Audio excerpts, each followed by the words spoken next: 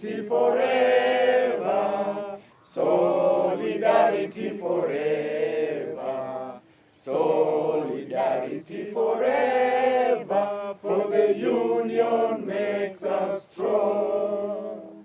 When you look at Parliament, as at now, all members of Parliament, it is their constituents who are affected. It is their constituents who are sick and tired of what is happening. It is their constituents who are in various hospitals. And therefore, as we speak now, we already have around 111 members of Parliament who've texted me and assured me that they are going to sign the impeachment motion and they are going to support it on the floor of the House.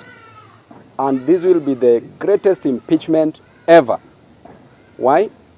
Because of the arrogance, the ignorance of the Cabinet Secretary for Health. And you know, when you're a Cabinet Secretary for Health, you must be very careful because you have to look at your credentials first vis-a-vis the people you are heading. If you did diploma online and you are coming to dictate or demand on what should not be demanded from the doctors. These are people who sat in class for 6 academic years. And having been a president of the University of Nairobi, I know what the doctors were going through. These are people whose parents toiled and moiled. They also toiled and moiled just to be where they are. And then when it comes to the payment, how can a cabinet secretary earn more than a doctor? And a cabinet secretary who does not qualify for that matter. And therefore, she will be impeached. We want this defunct government to move with speed. The president should not leave the country when there's a serious crisis, when people are dying. The health ministry is unhealthy. The health ministry is sick. The country is sick. And therefore, as a result of that, we have come up with an impeachment motion.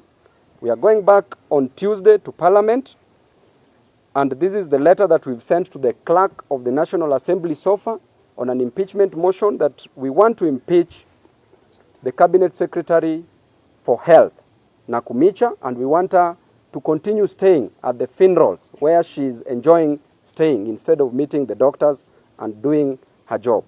So the letter reads, Notice of Motion, the removal of the Cabinet Secretary for Ministry of Health, Susan Nakhumicha. Pursuant to Article 152(6) of the Constitution, as read with Standing Order 66, I wish to notify you of the intention to move a special motion for removal of the Cabinet Secretary for Health from office on 2 grounds, namely, number 1, gross violation of Articles 26(1) and 43(1)(a) of the Constitution, which provides for the right to the highest attainable standard of health respectively, and 2, incompetence. The Cabinet Secretary, the above grounds are based on the following particulars. The Cabinet Secretary has failed to appreciate the seriousness of the strike and has failed to provide a lasting solution to settle the demands of the medics, including hiring of trainee doctors and payment of salary arrears.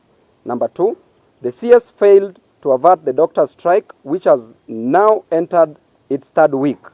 Those are 21 days.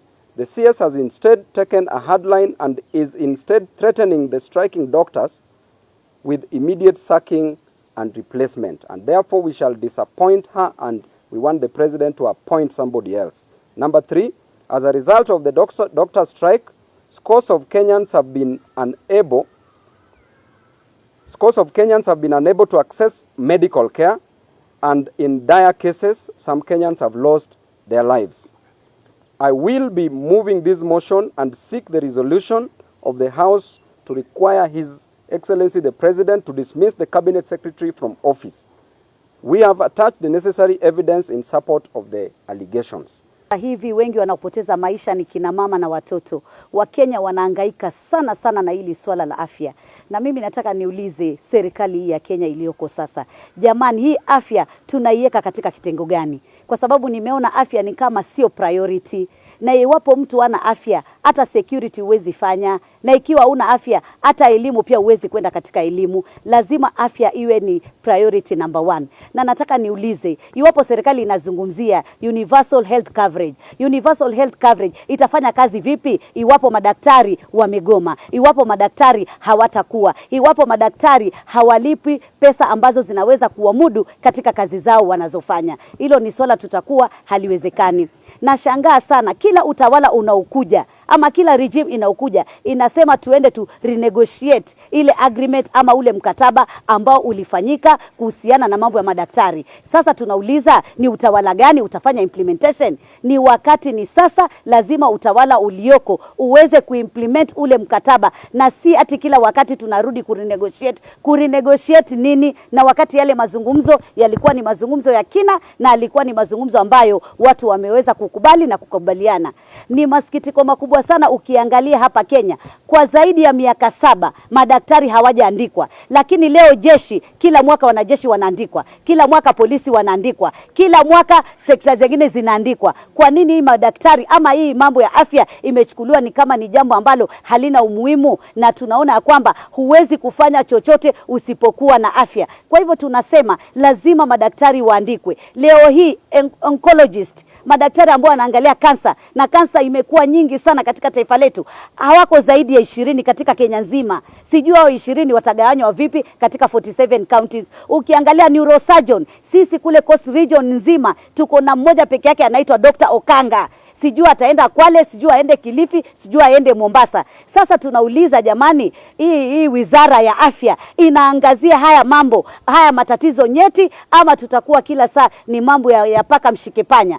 Tunasema ya kwamba hakuna tatizo ambalo halina suluhu, na hakuna jambo ambalo ni jambo zito. Tunaona pesa nyingi zinatumika kiolela, pesa nyingi zinatumika kwa mambo madogo madogo, ati hospitality sijui kumetumika mamilioni mangapi, ati sijui travels kumetumika mamilioni mangapi, na jambo la afya linawekwa nyuma. Jambo la afya ambalo ni jambo ambalo ndo litasimamisha nchi ama litaangusha nchi, kwa sababu bila afya, hata mimi ningekuwa sina afya leo nisingeweza kusimama hapa na niongee, hata watu wa media wasingeweza kufika hapa, hata rais asingeweza kusafiri kuenda zile nchi zote anaenda kama hana afya. Kwa hivyo mtu anaitwa daktari ni mtu muhimu sana. Huwezi kusema daktari ati intern doctor analipwa net ya 20,000 ama 22. Jamani, seriously? Hata wale wafagiaji pale Mombasa County najua wale wanalipwa 60,000 ambayo hiyo ni kwa kama net yao, na leo daktari na kusoma zaidi ya miaka 7 na mambo yote unaambiwa ati hiyo net yako ati intern utapata 20,000. Seriously? Lazima tuangalie hii maneno, na lazima ukweli ukubalike, na lazima tufanye maneno kwa haraka. Hatuna muda mwingine wa kuacha madaktari wawe wanaendelea na mgomo, kwa sababu Wakenya wanakufa. Kina mama wanashindwa kuzaa, kina mama wanataka kufanyia operation ya kuzaa hawawezi, watoto wanakufia tumboni, kina mama wanakufa. Tuna kilio kama taifa. Please and please and please, let us make health as a priority number 1. Even in our budgeting, let us make it as priority number 1. Thank you. I appreciate these doctors for agreeing to go back to work on certain conditions. And those conditions, when you listen to them, they are not things which are very difficult to be achieved by a country which seems to be making a lot of money, including paying a lot of bills of the Eurobond. Those irreducible minimums are things that, when you hear them, are things that will be able to ensure that there is sanity. Hospitals are closed. We are losing mothers, we are losing children. And these doctors are only saying, pay us our 12,000 shillings, which the court had agreed that will be increased to be paid to us. They are also saying, pay the interns money. Now imagine an intern is being paid 20,000 shillings, and that intern is the one who is supposed to take care of you. So we are here, we are happy to have met with them. There are serious challenges, and these challenges, people seems not to be realizing them. Health is devolved. When you go to Machakos County, the hospitals are closed. When you go to Nairobi County, the hospitals are closed. If you go to Narok County, the hospitals are closed, or even if they are open, there are no doctors. These doctors are also saying that we are overworked. You've not employed any doctor since 5 years ago. The last doctors who are employed, if you count from the inception of the devolution, they are only less than 1,000. yet the country is increasing. So these are the issues that these doctors are saying this government is not listening to. So we've had a meeting with them, and we have agreed that they are ready to go to work only when certain irreducible minimums are met. Number one, again, is pay their 12,000 shillings, which was said. Number two, don't belittle the work which is done by the interns by paying them less than 30,000 shillings, even less than a security officer. You know.